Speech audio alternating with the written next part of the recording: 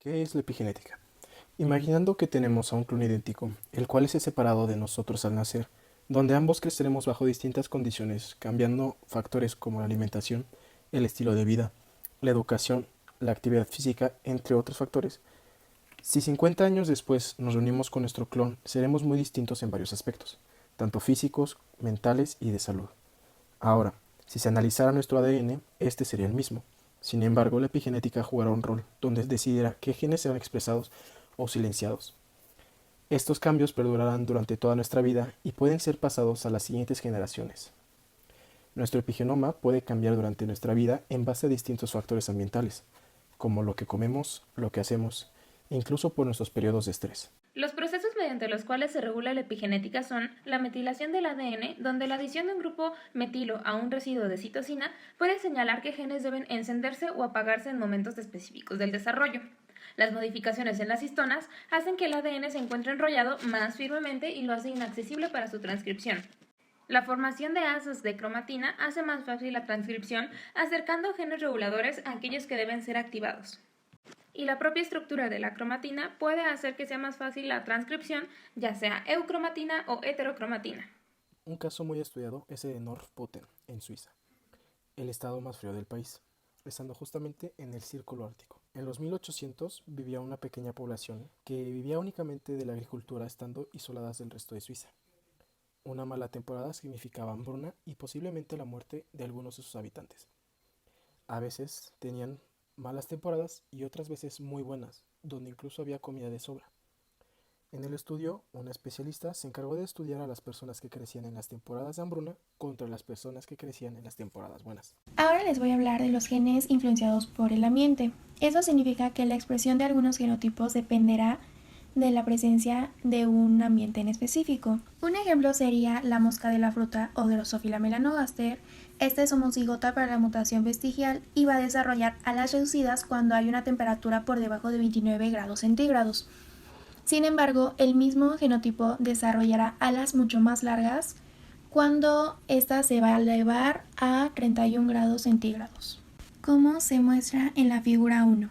Otro ejemplo sería el alelo del Himalaya, en los conejos que producen pelaje oscuro en la nariz, orejas y patas, como se muestra en la figura 2. Solamente este pigmento oscuro se va a desarrollar solo cuando el conejo se va a criar a temperatura de 25 grados centígrados o menos. Si un conejo es criado superior a 25 grados centígrados, no se podrá desarrollar esas manchas oscuras. Por esta razón, la expresión del alelo del Himalaya depende de la temperatura.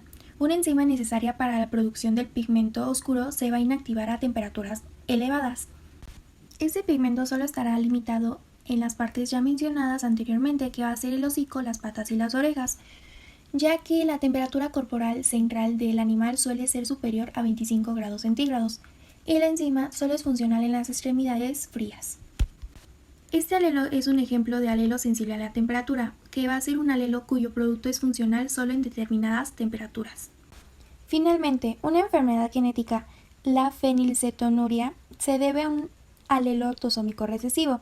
Las personas que son homocigotas para los alelos de la enfermedad del gen carecen de la actividad de una enzima que descompone el aminoácido de la fenilalanina. Puesto que las personas con ese trastorno no pueden deshacerse del exceso de la fenilalanina, se acumula rápidamente a niveles tóxicos en su cuerpo. Si esta enfermedad no se trata, la fenilalanina restante puede impedir que el cerebro se desarrolle normalmente, lo que lleva a la discapacidad intelectual, convulsiones y trastornos del estado de ánimo. Las características que poseen pocos fenotipos que son fácilmente distinguibles son conocidas como características discontinuas. Un ejemplo es la forma de la semilla redonda o arrugada, pero no todas las características poseen este tipo de características. Existen características continuas, las cuales poseen muchos fenotipos posibles y que son descritos con términos cuantitativos. También se denominan características cuantitativas.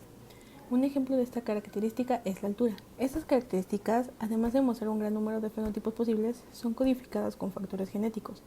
y surgen debido a que los genes interactúan en muchos lugares para la producción de fenotipos. Las características poligénicas son las codificadas por los genes en muchos lugares. La pleiotropía es la capacidad de un solo gen para influir en múltiples fenotipos. Los fenotipos de muchas características continuas también se ven influenciados por factores ambientales. En estos casos, cada genotipo es capaz de producir una serie de fenotipos y el fenotipo particular que resulta depende tanto del genotipo como de las condiciones ambientales en las que se desarrolla este genotipo. Por ejemplo, puede haber solo 3 genotipos en un solo lugar, pero como cada genotipo produce una gama de fenotipos asociados a diferentes entornos, el fenotipo de la característica exhibirá una distribución continua. Muchas características continuas son a la vez poligénicas y están influidas por factores ambientales. Estas características son denominadas características multifactoriales. Las orejas largas en algunos perros son un rasgo autosómico dominante. 2 perros se aparean y producen una camada en la que el 75% de los cachorros tienen orejas largas. De los perros con orejas largas en la camada, 13 son conocidos por ser fenocopias. ¿Cuáles son los genotipos más probables de las dos padres de esta camada? Ok, nosotros vamos a tomar en cuenta a las fenocopias, restando las que son del 75%. Entonces, necesitamos tener el gen dominante, que vamos a ocupar C mayúscula o C mayúscula, C minúscula, y el recesivo, que es C minúscula, C minúscula. Entonces, haciendo nuestro cuadro de Punnett, del lado izquierdo vamos a poner al dominante y arriba al recesivo. Haciendo la mezcla nos va a resultar 50% son dominantes y 50% recesivos. Entonces, como resultado, tenemos que el 50% de los cachorros poseen un genotipo autosómico dominante, que son las orejas largas, y el 50% tienen el genotipo recesivo, que serán las orejas cortas. Por lo tanto, uno de los padres es homocigoto recesivo, que tendría el genotipo C minúscula, C minúscula, y el otro es heterocigoto, que tendría el genotipo C mayúscula, C minúscula.